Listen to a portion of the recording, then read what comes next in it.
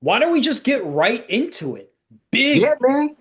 I got big got a bunch of stuff. I got a bunch of bunch of stuff to stuff. talk. I know you do. I know you bring the heat, bro. Listen, big week. Let me start off by saying I'm a homer. First of all, fans, anyone listening, watching, I'm a homer. And the Commanders came out with a statement dub. Jaden Daniels comes back down 10-0. The Chargers have all the momentum.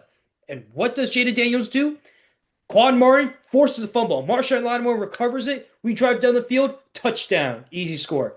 Yeah, I mean the Commanders they look good. You know, Jaden Daniels is that guy. We've discussed this before. I think that he has a huge future in this league, and I think that he is the Washington Commanders. As you can see, I mean, you guys were able to rack up some momentum a little bit while he was out, but mostly he's gonna be the guy. He's gonna be the guy. Period. He's gonna be how your offense runs. But I also want to add, like Justin Herbert, you know, he just got shellacked that entire game. No You Joe know, Alt, no Slater, no Makai Becton. He has no O line. yeah, Obviously. Justin Herbert, you need to check your pockets, bro. Okay, because Washington's front four took everything from you. I don't even know if you have a wallet left. I mean, absolutely insane. Yeah, man, I think they had 4 sacks, 2 forced fumbles. It was something to see. So, shouts out to you guys. You guys got it. Heck yeah, thank you. Going on the road, we're 2-2. We could not go to play the Bears 2-3. We had to get that dub. Chargers fans, you should have beat the Giants. You needed to win that game, and you were gonna lose to us regardless. So, listen, you're struggling a little bit. Pick that shit up, okay? Come on, Chargers. You're a good team, and you're gonna compete for that division. But get your shit together. Yeah, yeah, 100%. Chargers looked absolutely lifeless that game, so it's not really much to say about that. But giving a hand to the Commanders, my one of our division rivals. Oh, I get the Yeah, applause from yeah, you. and speaking of division rivals, if you want to go and move on to the heartbreaking loss um to the Broncos by the Eagles, listen, man, it was heartbreaking. I mean, I think partially the biggest thing for me is that um, when it came down to those clutch moments, we just could not get it done. And then when we did get it done, mistakes screwed that up. So the illegal shift, for example, by Saquon Barkley, um, and that was also partially Jahad Dotson, because there was a thing where he was signaling to the ref like, "Hey, I'm on the line." The ref told him to move up a little bit. He did. Saquon shifted. It was a whole thing. It probably wasn't that big of a deal. But in that moment, it was a big deal because Devontae Smith came down with an amazing catch that will put us in an amazing position to go ahead and win the game. And unfortunately, was called back by a flag. We couldn't do much after that. And then also we got ref ball, y'all. We got ref ball Mm. live and in effect. I know Mm. you saw the end of the game. A blatant, even Matty Ice was talking about it right after on the post game show. A blatant pass interference. You know, our guy pretty much got tackled in the end zone almost before the ball got there. They didn't call it. That leads us to what a fourth and whatever. We had a Hail Mary chance, throw it up. AJ had it in his hands, or Devontae ended up dropping it. But yeah, if that call would have been called, that would have put us on like the 3 or 4 yard line. We would have got a probably quick little push touchdown and call it a day, but that didn't happen. So, at the end of the day, you got to count your wins and losses, but that's where we are. It hurts as an Eagles fan, but that's where we are. I'll About say four this. and one, I'll take it. I'll say this. A few things. One, my friend who's an Eagles fan said the Eagles deserve to lose. He said that, not me. They deserve to lose because there's no creativity on offense. You have so many three and outs. You just look at the play by play. Three and out, three and out, three and out. The Eagles have too much talent to go three and out so many times. Unexcusable. And the Eagles are built to have the lead and coast because they have Saquon Barkley. Still a very talented running back. Still have lots of talent on that O line. So we got Jalen Hurts who can make good decisions, do the RPO and all that, and he's a strong runner. So the Eagles blew that lead. They shouldn't have. Sirianni is not a schemer. He doesn't have this offensive mind here. He's a CEO kind of walk around rah rah kind of guy, right? We can both agree. He's very offensive coordinator dependent. When he has a great offensive coordinator, the Eagles do very well. Shane Steichen and Kellen Moore. But because Kevin Patullo is a new guy, rookie coordinator, their Eagles are not doing well. There's no creativity. It's run, run, pass. Saquon Barkley, run up the middle, run up the middle. Stuff, stuff. How does Saquon Barkley get 2 carries in the second half? Unacceptable. That's inexcusable right off the get-go. And if you didn't see AJ Brown like stop running on that sluggo route. Did you see that? No, I don't know which one you're talking about. Are you AJ talking Brown about the one where he was like wide open downfield? Oh wide no, open. Yes, that one. That one.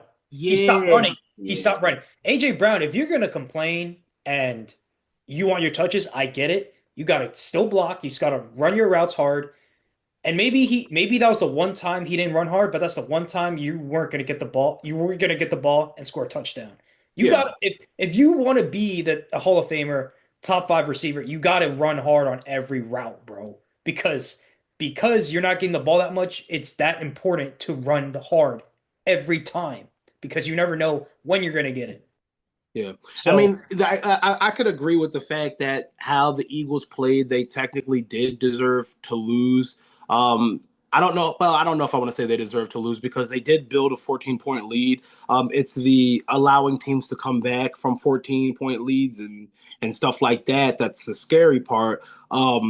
And yeah, I mean, all in all, I think that it does hurt. It does hurt because I don't want to make excuses, but that final call was just mm-mm. you had it in the bag. You had it in the bag. You were home. Bad news, Bears. That gives us the ball in the on practically the goal line with like 8 seconds left in a 4-point game. You That is should have beat um, them by 2 scores. You should have beat them by 2 scores. You're up maybe 14. mm, If no, if the no. offense keeps going three and out every time, the defense is going to get gas, and your defense got gas Well, because it's a well the thing is it's a close game league. There's not a lot of blowouts in this league. It is what it is. This happens all the time. It's not about what could have happened or what should have happened. It's about where we were and what did happen. And we were at the point where we had a chance to finish the game on that last drive, and we number one, no, we couldn't get it done. Two flags, one was a little petty, and then one was not called. And both of them were against us. So it did suck because I hate to see games end like that. I would have rather it just be an incomplete pass, but unfortunately, stuff like that, it takes me back when my friend of mine said, "Oh no, he's a Broncos fan. The refs aren't going to call that. They're not going to let that decide the game." That's funny because they sure let it decide the game in the Super Bowl a few years back when James Bradbury you're still slightly. on that. No, You're I mean still it's on just that. yeah, we're on it because we changing the narrative depending on what we're talking about. It's hypocriticism or sorry, hypocrisy is the word. It's people saying, "Oh well, they're not going to call that. The refs aren't going to let that decide the game," but they did before. I don't understand. You know what I'm saying? Like, and that wasn't even blatant. That was ticky tacky in that Super Bowl a few years ago. This was he tackled my guy. Like, Different refs have different rules, and each ref come different. on. Yeah, It's I the know same. different refs have James different rules. James. Go watch the No, interference again. Go watch it. I listen. It was, but they didn't It call it. was not. They No, were it bad wasn't just. calls. It was They were bad blatant. calls. It was blatant. It was bad. It was like even Matt Ryan was like, I can't believe that didn't get called. Like I can't believe it. And Listen, that's it's ridiculous. bad calls everywhere, and they He couldn't go couldn't to catch replay. the ball. It was a bang bang play. It was a bang bang. He was being tackled. He didn't But even have a we chance to. have so much. We can watch it at home. We see it in slow mo. These refs see it bang bang. It happens like that with these Yeah, elite athletes, but and they then gotta you they but make a then split decision. They make a split decision. They gotta throw but it or that's an not, and they excuse. gotta and then they see it one time super fast, and then they gotta like make a decision quick. No, they Like don't because they do it all the time. Shit happens. They look at the replay booth.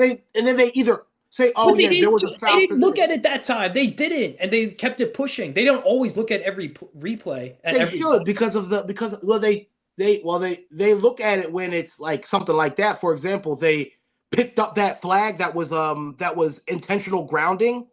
They looked at that real quick. You know what I'm saying? Like because that was intentional grounding. There was nobody at all in the vicinity. There was someone like 10, 15 yards away, and he threw it at the ground. They and didn't look. They didn't look at the replay. They talked to each other. They were like, "Hey, what?" They just conferred. They talked because they saw it in real time.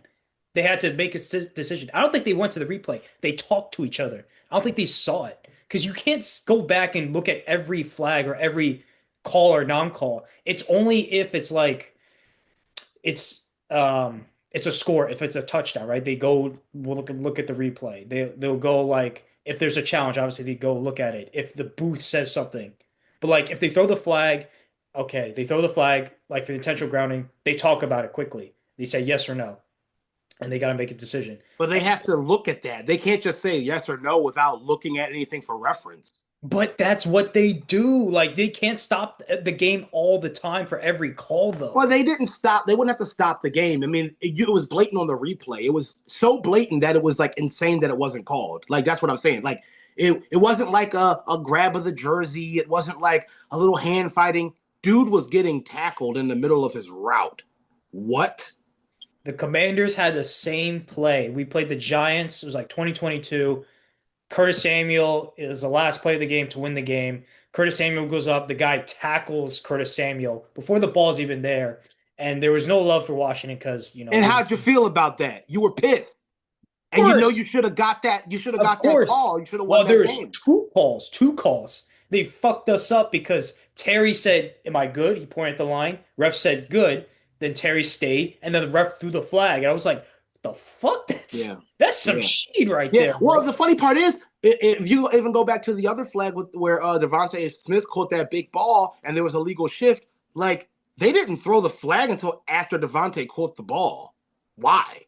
That's a line of scrimmage penalty.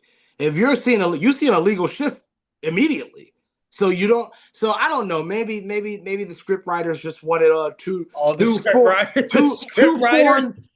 They wanted 2 4-0 teams to lose to 2-2 teams. Oh my God! And that's what happened. I mean, and that's actually a segue that we could get into.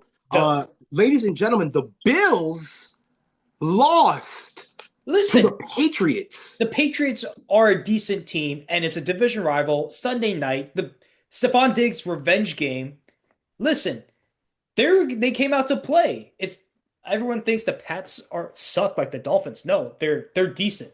Yeah, I think they're going to make the playoffs. I mean, yeah, that's not a overreaction. And I will say this: Drake May absolutely outdueled Josh Allen, and that might be something that we look at. And honestly, you got to wonder if the Jalen Hurts haters are now going to say that May is greater than Allen, because that's pretty much how they treat Jalen for everything. Well, no. Based off one game, what do you mean, Jalen? Oh yeah, no, it'd be based off one game where oh yeah, Jalen Hurts this. It'd be based off one thing, one game, one whatever.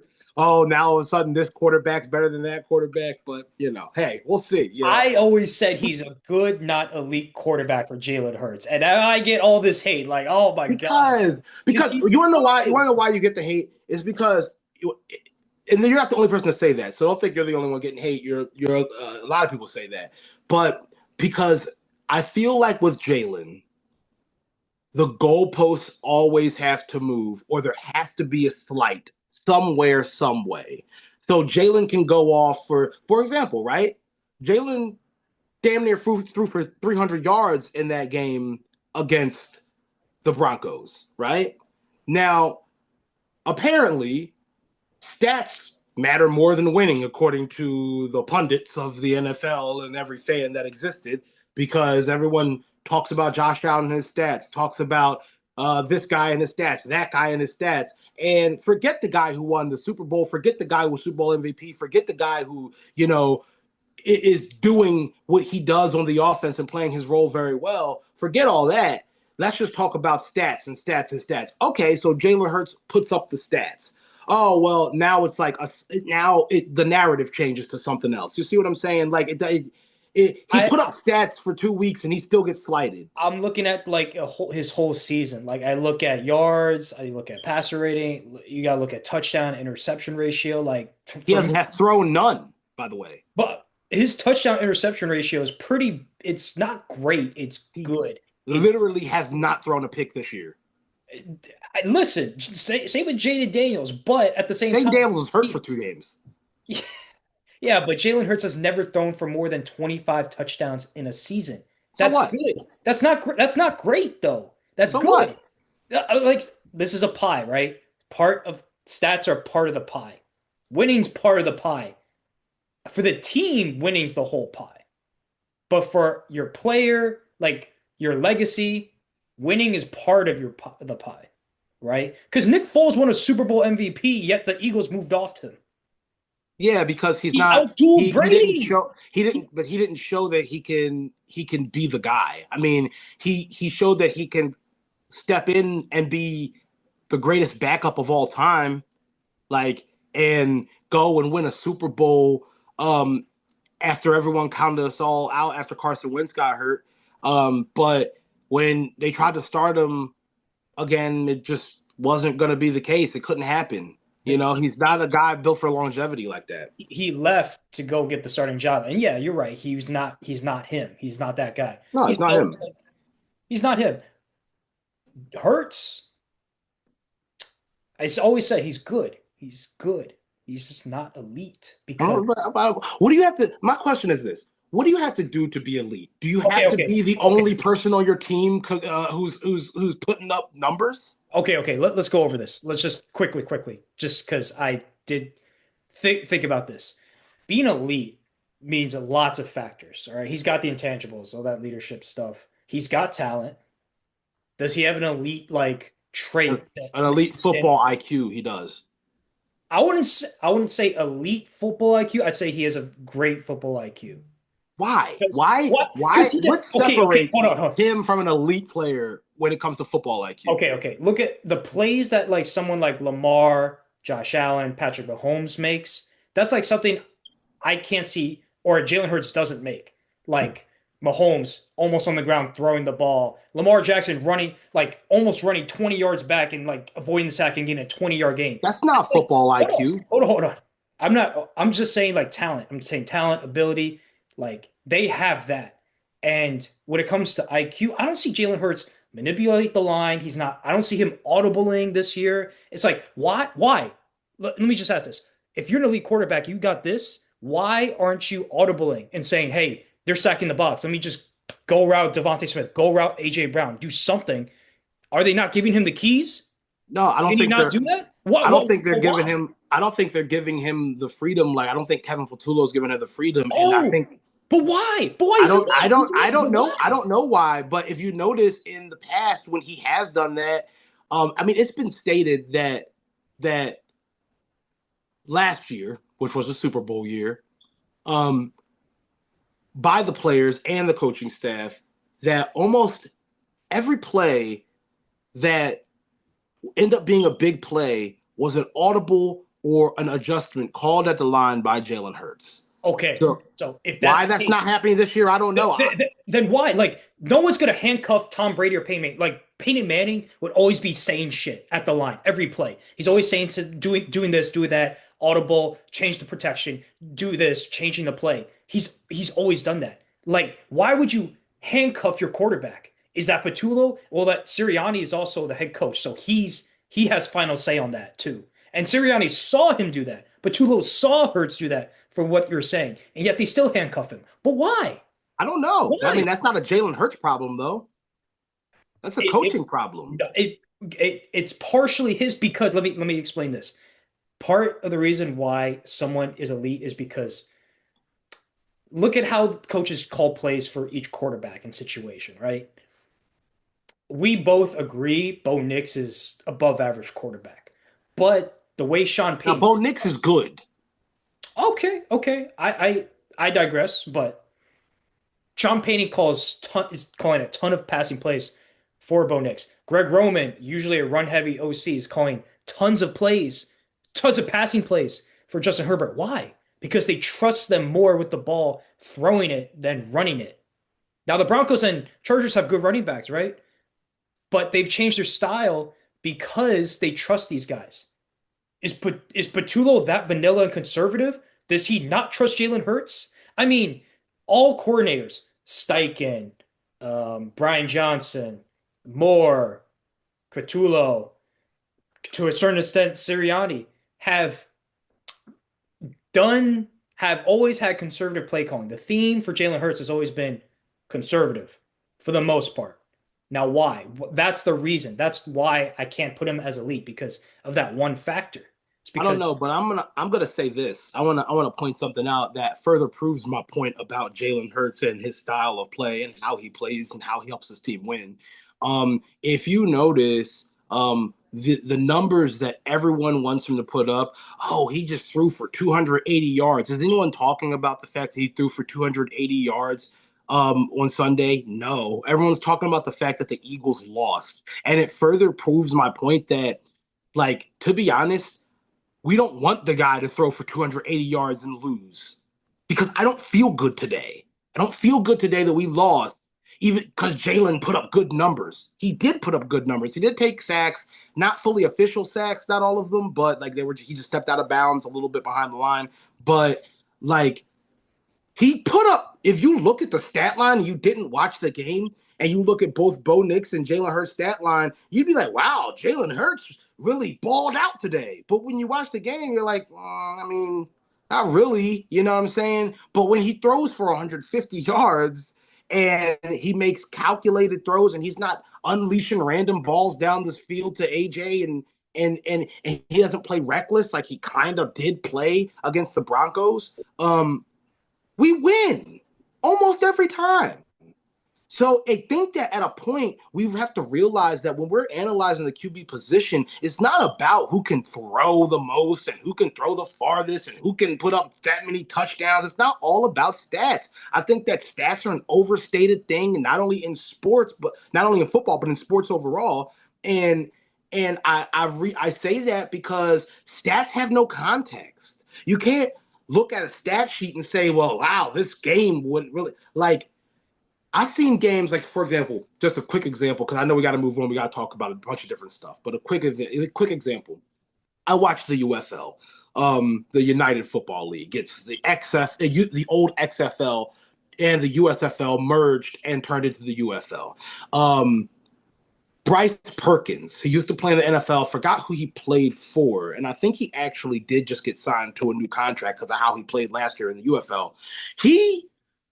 This guy was the MVP of the league. Why was he the MVP of the league, the UFL league? Because he was like out there murdering those guys on the field as a quarterback. Okay, murdering them. Now, when you look at the stat line, he only threw for like 150 yards. Like, it's nothing to like jump off the page with, oh my God.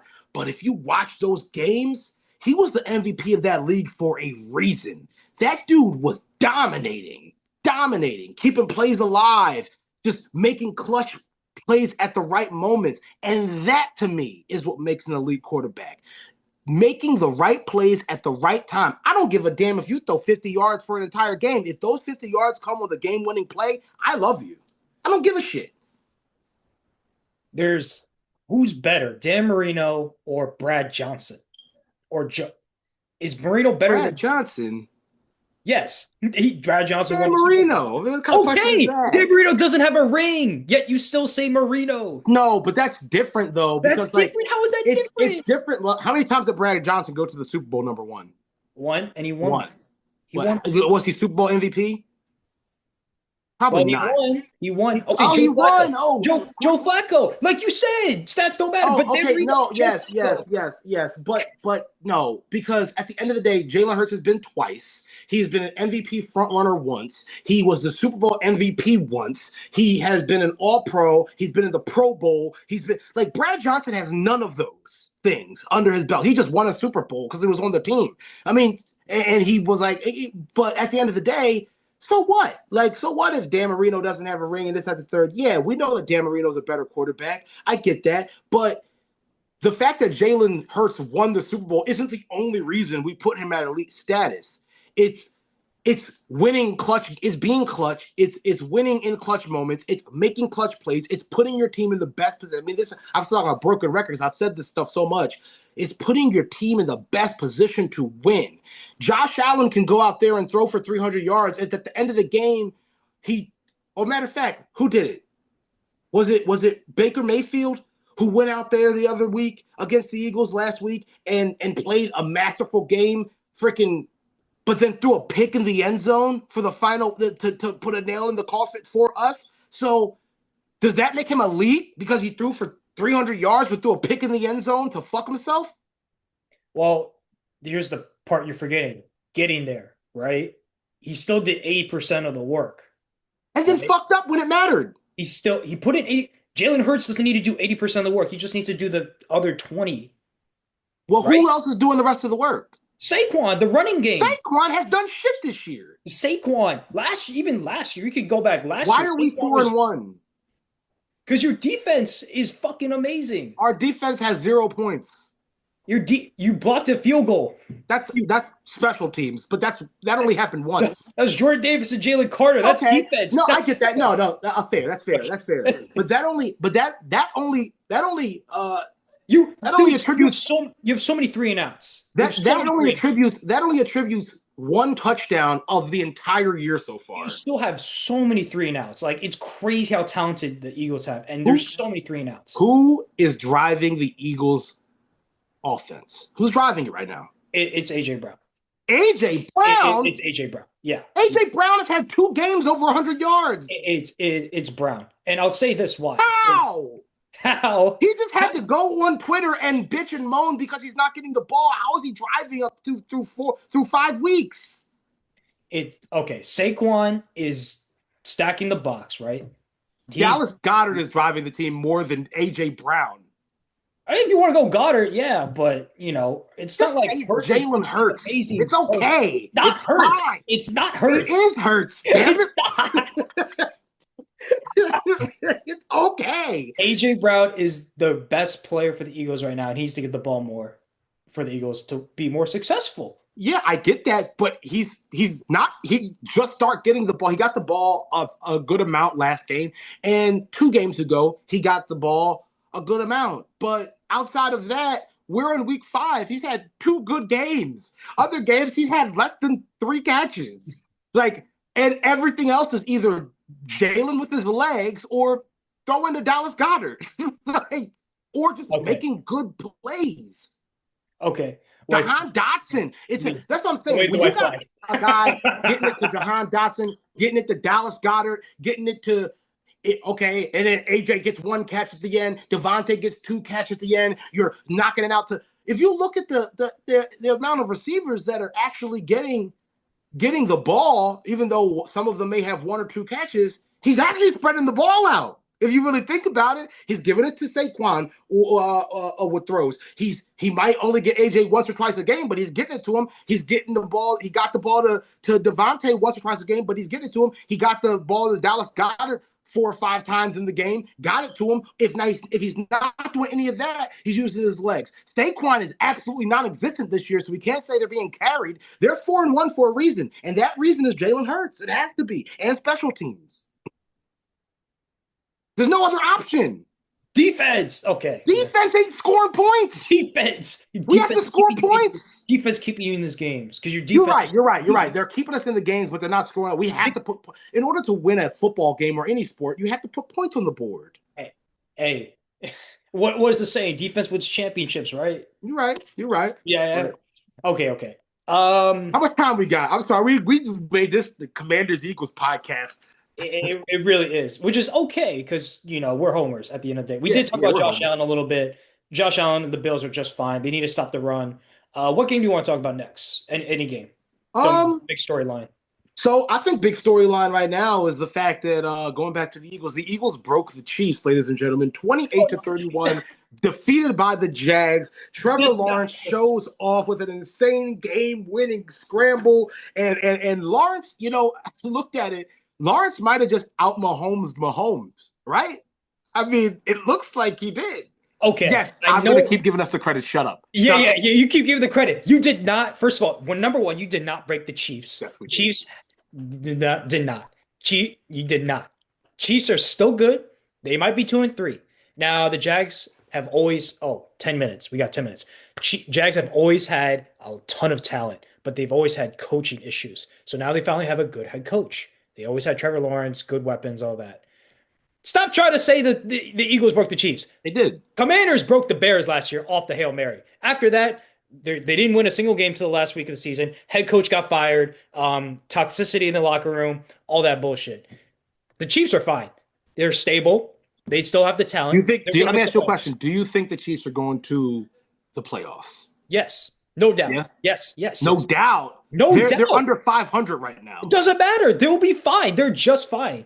They're I good. think. See. Listen. I think that we've gotten used. Now, I'm not saying they're not, and I mean this is a perennial playoff team for the past almost decade. So I get that, but I'm gonna say this. Um, we're so used to the Chiefs always being in the playoffs. I don't know what we'll do if the Chiefs aren't in the playoffs. You know what I'm saying? Like, I think that you might just be saying that because at the end of the day, it's the Chiefs and they're just always going to be in the playoffs. But I will say this, they don't look that great right now. I mean, They it's they just what it is. And they they have look a tough schedule. they have a tough schedule because they first place team, first place schedule. They look way better than the first 2 weeks because they finally had got some receivers back. Worthy, Hollywood Brown, opens up the field a little bit. Mahomes will be just fine. I'm banking on the fact talent, experience, Andy Reid, Mahomes, Kelsey, Chris Yeah. Jones. They might not win the division. It's going to probably come down to the Chargers or the Broncos, but I think the Chiefs will definitely make the wild card for sure. Yeah. Because Yeah. the Ravens suck. They're not making the playoffs, which is crazy to say. Texans suck. Who else? The Bengals suck. They're not making the playoffs. The Steelers are probably going to win that division, which Yeah. is crazy for me to say. And that leaves like three wild card teams, two wild card, no, three wild card teams. Pats, either the Broncos or the Chargers, and then the Chiefs. I think the Pats could just straight up make the playoffs, to be honest. Win the division? Beat the No, Bills? hey, listen, you No. never know. You Go never ahead, go know. ahead. Go, So go look, ahead, go ahead. I'm gonna say this though. The fact that I want to point out something you said. The fact that you said that the Chiefs look better this week. Hollywood Brown. Da, da, da, da. You look better this week, but you lose to the Jags. Now, I'm not saying that the Jags are some shitty team, but I am saying that if you were going to say, if you're a Chiefs fan and you see another Chiefs fan, you're like, hey, man, you're watching the game tonight? Yeah, yeah. Who we playing? The Jags. You're like, oh, we got that in the bag. Like, are you serious? Like, nobody would expect the Jags, who've had struggle after struggle after struggle after year after year after year, to go in and beat a perennial, not even a perennial playoff team, a perennial Super Bowl team. That's crazy. A perennial Super Bowl team. You have them in the Super Bowl conversation? Who, the Jags? Yeah. No, I Okay, don't. okay. That's They're what I'm they're saying, though. they're frauds. They're frauds. That's what. Yeah, but you're Okay. beating a perennial Super Bowl team. Oh, okay, okay. I got mixed up. No, listen, the Jags are 4-1. Okay, they're 4-1 for a reason. Yes, I always said they had talent. They just needed a better coach. They've always had talent. Remember, they beat the Chargers down 4 scores with Doug Peterson that first year. Yeah. 4 scores. They came back and won. So they have always had talent. I've always kind of believed in them, but they always do dumb shit. Like Trevor Lawrence always does dumb shit, right? Yeah. I'm not too worried. Maybe the Chiefs are like 10-6, maybe not like 15-2, but they'll be Yeah. 10-6. Yeah, that's fair. That's fair. Yeah, yeah. How much time we got left? We got 5 minutes. So 5 minutes. Okay, so there's a segment that I thought of that I got an idea, and I kind of wanted to introduce it. Let's see how it rolls. It's called Stock Up, Stock Down. Love Okay, it. so whose stock is going up for you? Whose stock is going down? If you want to give some, you could give some. I have some written down here. I'll run through them really quickly. So stock up, my stock up list. Number one, Baker Mayfield. Okay, that man is looking amazing. Efficiency, clutch, thriving in adversity, and poise and ability to win in tight games. That is the biggest thing you could have if you want to be an elite quarterback and a Super Bowl playoff winning quarterback in this league. So Baker Mayfield, stock up, my friend. Amazing few weeks. Number two, the man we just discussed, Trevor Lawrence. Okay, that game-winning scramble. If you haven't watched it, go back and watch it. That was absolutely insane. Came up clutch when he had to. The leadership is there. He is a highlight machine when he wants to be. So shout out to Trevor Lawrence. Your stock is up in my book, my friend. Number three, Jonathan Taylor for the Colts. He has had a hell of a year. This past game, 3 rushing touchdowns. He's been steamrolling through defenses. So if he can continue production, I think the Colts will continue to go far. Plus, Danny Jones is out there killing it. And actually, I'll put him on my stock up list as well. I've been giving him a lot of crap, but Daniel Jones, he is proving that he is legit. So far, he hasn't really played anybody necessarily that's really worth anything. They did play the Rams, but the Rams got the Rams. They ended up winning that by 7, I believe. But shouts out to Daniel Jones. I love to see guys revitalize their career. And last but not least, on my stock up list, we have Cam Ward for the Titans. Finally lives up to expectations, showing late game poise in a clutch game situation, showing that clutch gene that we always talk about. So you want to do you have any stock up? Anybody on your stock up list? Since you went up, Jay, I'm gonna go down. Stock down Cam Scoutaboo and Jackson Dart. Jackson Dart falling back to earth. Cam Scoutaboo, we love his rah-rah type shit off the field, but fumbles the ball. Giants really bad. Stock down. Raiders as a whole, Geno Smith, my goodness, he looks absolutely awful. They're asking him to throw the ball way more because they're so bad and they're down so many scores. And that's just not his game. He's just a run heavy guy, play action quarterback, and he's just not the guy to sling it 40 times. Yeah. McVay stock down just a little bit. Big McVay fan, but you trust and give the ball to Kyron Williams. Kyron Williams fumbled, then you give it to him again for redemption on 4th and 1. No creativity. You just say, "Hey, go get us a yard." You're not Saquon. You're not McCaffrey. You're not Derrick Henry. You're not just gonna get a yard against Yeah. Shanahan and Robert Saleh. Like, come on, McVay, have some more creativity. Put the ball in Stafford's hands. At least do some play action. Get the ball to Puka or Devontae Adams. Yeah. Like, Sean McVay needs to be better on 4th and 1. Rams fans probably agree with me. Kyron Williams is not him. He's an average running back with lots of touches. Yeah. Yeah. Good. Yeah. I mean, I completely agree. I have some stock down guys too. I agree with you, Cam Scatterbo and Jackson Dart. Jackson Dart had a really strong start, especially last week. He played sloppy for the rest of the game. After starting strong in that game. So, I mean, absolutely, he's going to be on my stock down list. Poor vision, turned the ball over 3 times. Can't do that. He's a rookie. He'll get it together, but didn't look too good. Same thing with Cam. Cam, I think he had a late game fumble, if I'm not mistaken. Got you. Yeah, man. And then stock down as well. Only a little bit, only because of this past week and a couple things I've been seeing. I don't want anyone to fucking go crazy, but Josh Allen is a little bit on my stock down list for the simple fact that these red zone failures, these penalties, and these turnovers. I mean, I don't. It all just seems to be an issue. You know what I'm saying? Like, just the red zone failures and penalties are just not good. And this time they costed them.